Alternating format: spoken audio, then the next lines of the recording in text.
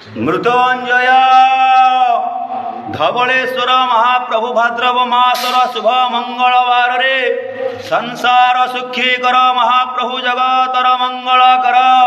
समग्र विश्वर कल्याण कर महाप्रभु समस्त भक्त मानकर मंगल कर ग्रहरिष्ट खंडन कर भंडार परिपूर्ण कर मनवांचित फल प्राप्ति कर महाप्रभु निसंतान कुसंतान प्रदान कर धवलेश्वर रोगिणा रोग मुक्ति कर तुम चरण रे जीए जा मानसिक रखिता पूर्ण कर महाप्रभु धवलेश्वर समस्त भक्त मानकर मनोवांछा को पूर्ण कर आनंद एक बार हरे बोल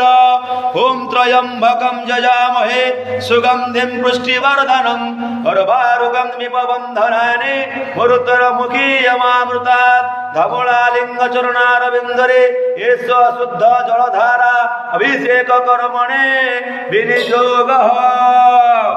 एष दीपं समर्पयामि नमो नमः।